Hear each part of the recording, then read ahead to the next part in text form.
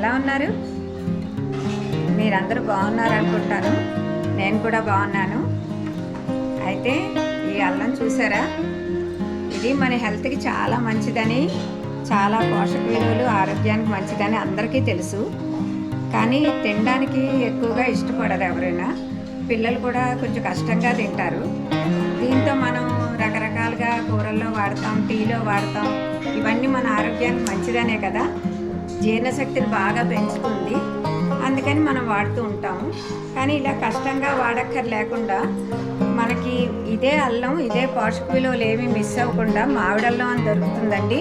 మంచి మామిడికాయ ఫ్లేవర్ వస్తూ ఉంటుంది అల్లం. ఆ అల్లాన్ని మనం అది దొరికినప్పుడు ఈ అల్లానికి బదులుగా వాడుకుంటే సేమ్ అదే పోషక విలువలు ఏమి మిస్ అవ్వదు అనమాట. మనకి మంచి అజీర్తి లేకుండా చేస్తుంది, తొందరగా అన్నీ అరిగిపోతాయి అన్నమాట. తిన్నవన్నీ ఆరోగ్యానికి మంచిది కదా, అందుకని అది కూడా మనం వాడదాము. అయితే అవి ఎలా వాడుకోవచ్చు అంటే, మనం అన్నీ ఈ అల్లం వాడినట్టే టీలో కానీ, మరి కూరల్లో కానీ, ఉప్మాలో కానీ, పెసరట్లో కానీ వాడచ్చు. కానీ ఇంకా స్పెషల్గా మనం దాన్ని జస్ట్ ఊరేసుకుంటే ఉట్టి ముద్దపప్పులో వాటిలో తినడానికి చాలా బాగుంటుంది. అదొకటి చూపిస్తాను. దాంతోపాటుగా మీకు అది నిలవ పచ్చడి ఎలా చేసుకోవచ్చు అనేది కూడా చూపిస్తాను.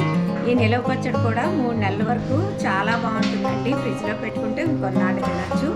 అయితే చేసుకుని తిన్న వాళ్ళు ఎవ్వరు కూడా మళ్ళీ మళ్ళీ చేసుకుందామని అనుకుంటారు, కానీ బాగలేదు అని అనుకోరు. నేను చూపించే వీడియో మీరు అందరూ చూసేసి ఆ పచ్చడిని అలాగే యాస్టీస్గా నేను ఎలా చెప్పానో అలా చేసుకొని తిని చూడండి. బాగుందా లేదా అన్నది నా కామెంట్లో చెప్పండి. మరి మీ ఫ్రెండ్స్ అందరికీ షేర్ చేయండి. ఈ పచ్చడి తయారీ విధానం చూసే ముందు నా ఛానల్ని సబ్స్క్రైబ్ చేసుకొని వాళ్ళు ఎవరైనా ఉంటే సబ్స్క్రైబ్ చేసుకోండి. చేసుకున్న వాళ్ళందరూ తప్పకుండా చూసి లైక్ చేయండి.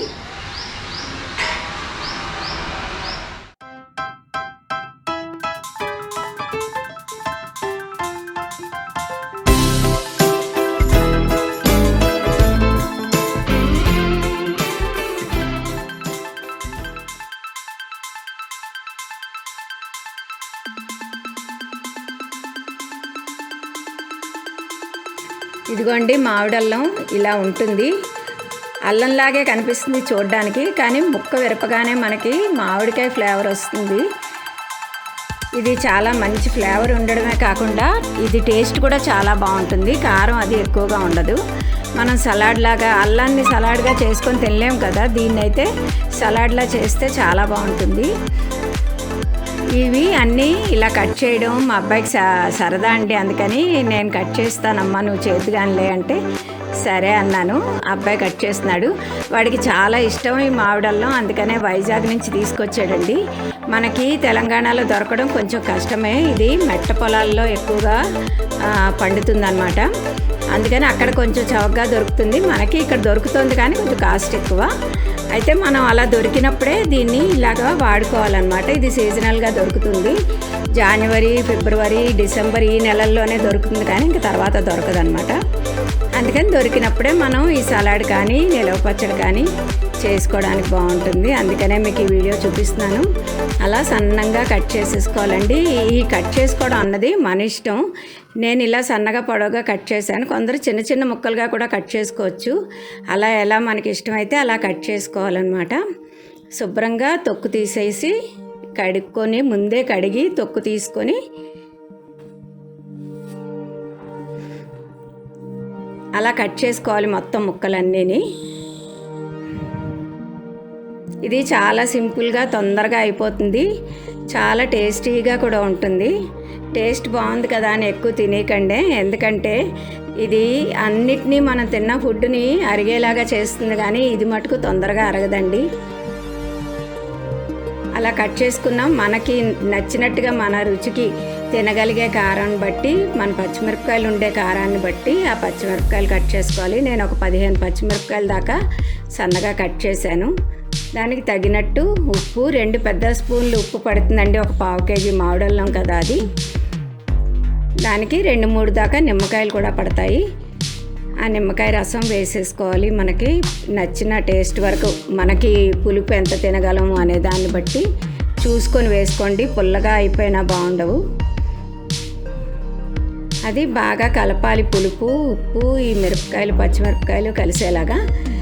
కొంచెం ఇష్టమైన వాళ్ళు రెడ్ చిల్లీ పౌడర్ వేసుకుంటే కూడా బాగుంటుంది, అలా కూడా వేసుకోవచ్చు. కానీ నేను మటుకు పచ్చిమిరపకాయలు ఒకటే వేస్తాను. ఇది ఈ మామిడల్లం ముక్కలతో పాటు పచ్చిమిరపకాయ ముక్కలు కూడా మనం తినేయచ్చు అనమాట. అంత ఫ్లేవర్ అంత బాగుంటుంది, టేస్ట్ అంత బాగుంటుంది.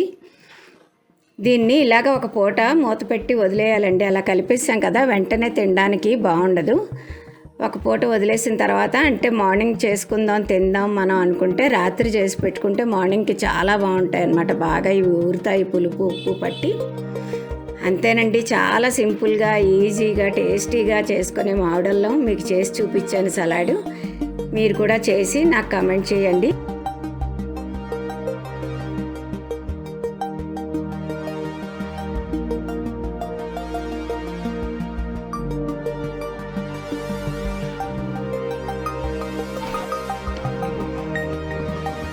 ఇది మామిడల్లం. మనం ఇంతకుముందు మామిడల్లం ఊరేసుకోవడం, ఉట్టి నిమ్మకాయ ఉప్పు వేసి పచ్చిమిరపకాయలు వేసి ఊరేసుకోవడం వీడియో చూసాం కదా. ఇప్పుడు దీన్ని నిలవ పచ్చడి చేసుకుందాం. ఇది చాలా టేస్టీగా ఉంటుంది, 3-4 నెలలు నిలవ ఉంటుంది. పచ్చడి ఏంటి అనేది ఆ ప్రాసెస్ అవంతా మీకు ఇప్పుడు చూపిస్తాను. అయితే దీని మామిడల్లాన్ని ముందు శుభ్రంగా కడిగి ఆరబెట్టుకొని పొట్టు తీసేసి కడిగి ఆరబెట్టుకోవాలి. బాగా ఆరిపోవాలండి, తడి అది ఉండకుండా. ఇప్పుడు దీన్ని మనం ఈ దాంతో తురిమేసుకుందాము. ఇప్పుడు అది మీకు చూపిస్తా.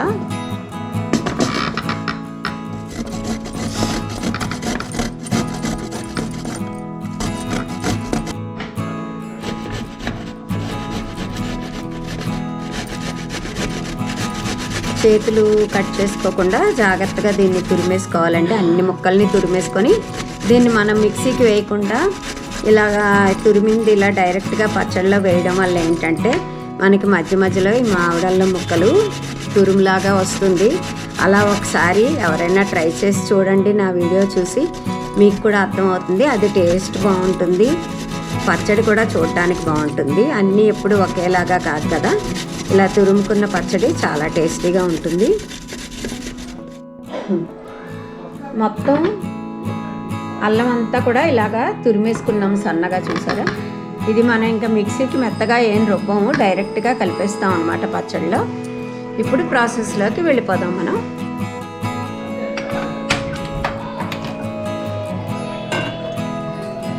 ఇప్పుడు ఈ పెద్ద గ్లాస్ కన్నా కొంచెం ఎక్కువగా నీళ్ళు తీసుకుంటున్నానండి. ఇవి బాగా మసలాలి. బాగా మరిగిన తర్వాత మన ఈ చింతపండుని అందులో బాగా ఉడికించుకోవాలి దగ్గరగా అయ్యే వరకు.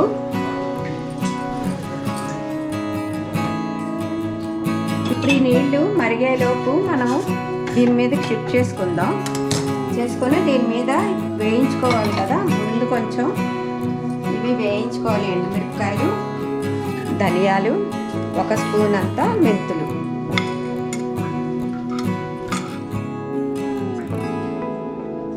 ఒక 2 పెద్ద స్పూన్లు ఆయిల్ వేసాను. ఫస్ట్ కొంచెం అది వేడయ్యాక ఫస్ట్ మెంతులు వేద్దాం, ఎందుకంటే ధనియాలు తొందరగా వేగిపోతాయి. మనం మెంతులు అయితే కొంచెం టైం పడుతుంది కాబట్టి ముందు మెంతులు వేద్దాం.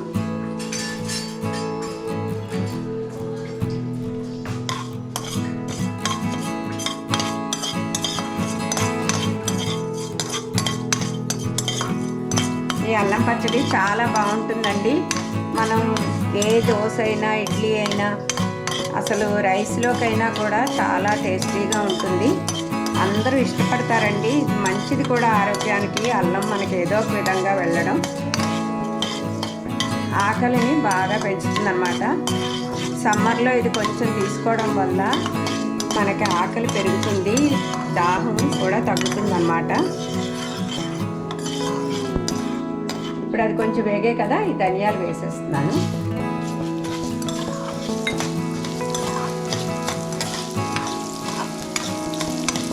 నోరు అరుచిగా ఉన్నప్పుడు మనకి ధనియాలు, మెంతులు, అల్లం ఇవన్నీ చాలా హెల్ప్ చేస్తాయండి. మనకి టేస్ట్ని పెంచుతాయి నోటికి. ఇప్పుడు నేను ఎండుమిరపకాయలు కూడా వేసేస్తున్నాను.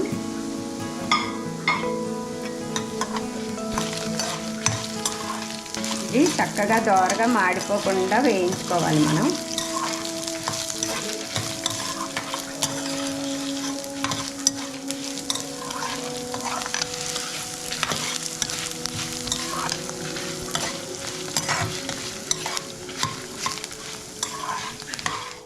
ఇప్పుడు ఇటు పక్క నీళ్ళు మరుగుతున్నాయి కదా, మనం ఈ చింతపండుని ఇందులోకి మెల్లిగా వేసేసుకుందాం. ఇది మెత్తగా ఉడికిపోతే మనకి మిక్సీలో వేసుకున్నప్పుడు ఈజీగా అయిపోతుంది ప్రాసెస్. ఈ వేడి నీళ్ళు బాగా మరిగిన వేడి నీళ్ళు వేయడం వల్ల మనకి పచ్చడి కూడా కొంచెం చెడిపోకుండా ఉండడానికి వేడి నీళ్ళు బాగా మరిగించి చల్లారి పెట్టుకోవాలి.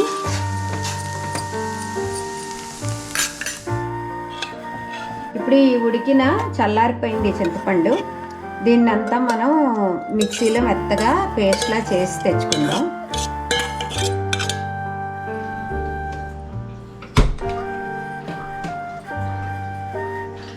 ఇప్పుడు ఈ మామిడల్లం పచ్చడికి మనం పోపు పెట్టేసుకుందాం. దానికోసంగా మనకు ఒక 1/2 కిలో ఆయిల్ పడుతుంది. మళ్ళీ నేను వేస్తున్నాను.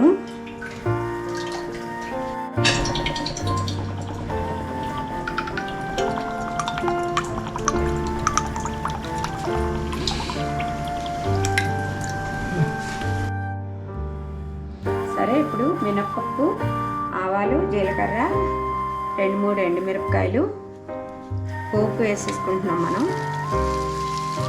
ఇందులో నేను శనగపప్పు వేయట్లేదండి. శనగపప్పు వేస్తే కొంచెం నిలవ ఉండదు అని అంటుంటారు, అందుకనే కొంచెం నిలవ ఉండే పచ్చళ్ళలో ఒక్కోసారి వేయను.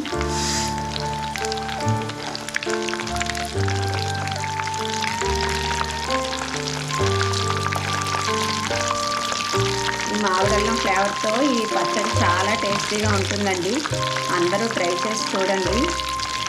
దీంతో చాలా వెరైటీస్ చేసుకోవచ్చు. మామిడల్లం మన ఇంట్లో ఉందంటే ఇది పెసరపప్పు వేసి చేసుకుంటే మామిడికాయ పెసరపప్పు పచ్చడిలాగే వస్తుంది ఫ్లేవర్ చాలా.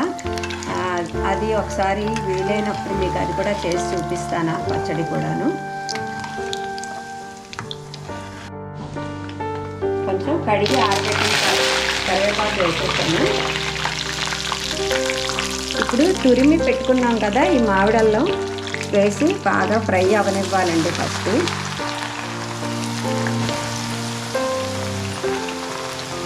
ఇది మనం అల్లం పచ్చడిలాగా రుబ్బేసుకోవట్లేదు, అందువల్ల మనకి పచ్చడి తింటున్నప్పుడు ఈ తురుముతోని మనం మామిడికాయ తురుము పచ్చడి పెడతాం కదా, ఆ టేస్ట్లో ఉంటుందన్నమాట. అదే ఫ్లేవర్ వస్తూ ఉంటుంది కాబట్టి.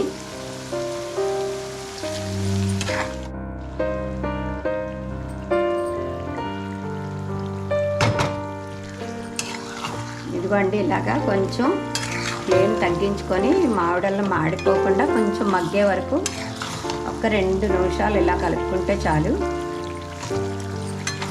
మనకి ఇంకా చింతపండు అన్నిటితో ఇంకొంచెం సేపు ఉడుకుతుంది కదా, అందుకని ఇదిగో ఇలా మనం మిక్సీకి వేసుకున్న చింతపండుని ఇప్పుడు ఇందులో వేసేద్దాం పైన.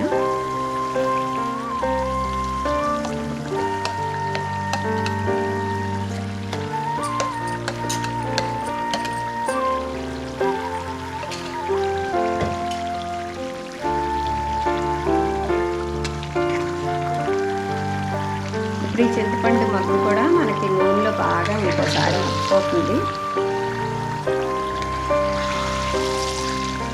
ఇది కొంచెం ఫ్లేమ్ తగ్గించుకొని మనం ఇప్పుడు బెల్లం వేసేద్దాం ఇందులో. ఎందుకంటే బెల్లం కూడా కరగాలి కదా, కొంచెం తురిమే పెట్టుకున్నాం కానీ కొంచెం కరిగి పాకం వస్తే టేస్టీగా ఉంటుంది. ఈ వేడికి ఇది తొందరగానే కరిగిపోతుంది. మొత్తం 3 కలుపుకుంటూ మనం ఇంకొక 2 నిమిషాలు దీన్ని ఇలాగే ఉడికిద్దాం.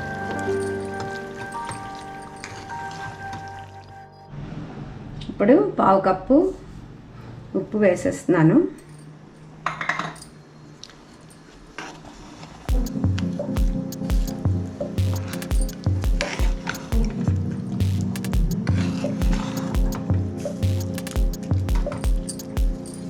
చాలా జాగ్రత్తగా కిందకి ఒలిగిపోకుండా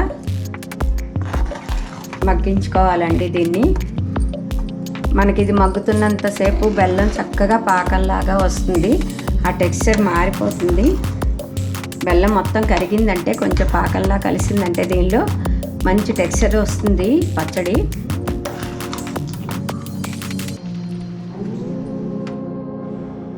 ఇప్పుడు ఇంకొక నిమిషం ఉడికింది కదా, ఇప్పుడు కారం వేసేద్దాం.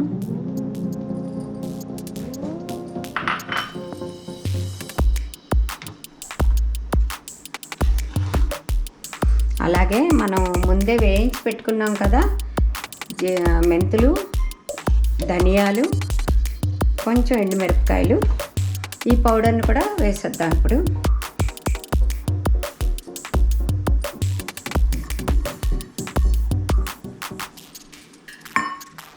ఇదంతా కలిపి సమానంగా ఇంకొక 2 నిమిషాలు కలుపుకుంటే మనకి మామిడి అల్లం నిలవ పచ్చడి రెడీ.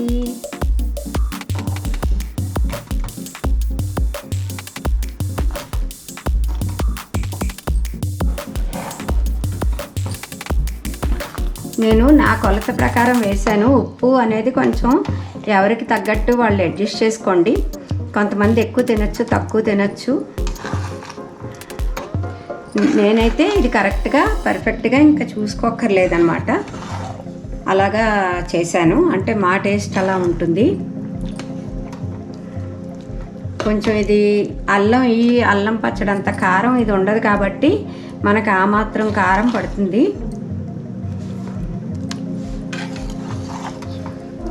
చాలా టేస్టీగా ఉంటుందండి. ఇది కూడా మనం రైస్లోకి, చపాతీలోకి, ఇడ్లీలోకి, ఏదైనా జర్నీస్లో మనం ఇలాంటి పచ్చడి చేసి పెట్టుకుంటే చపాతీ, పూరి కూడా తినేసేయచ్చు. కూర అయితే పాడైపోతుందని ఏమైనా డౌట్ ఉండొచ్చు, కానీ ఇలాంటివి చపాతీల్లో వాటిలో కూడా చాలా బాగుంటుంది. అంటే తీపి కూడా ఉంటుంది, అలాగే కొంచెం పులుపు, కారం అన్నీ ఉంటాయి కదా.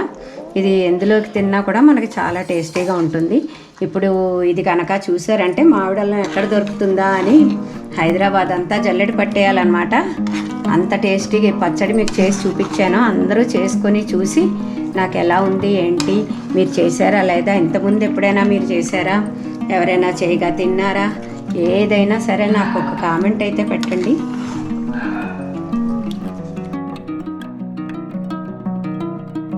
Thank you for watching.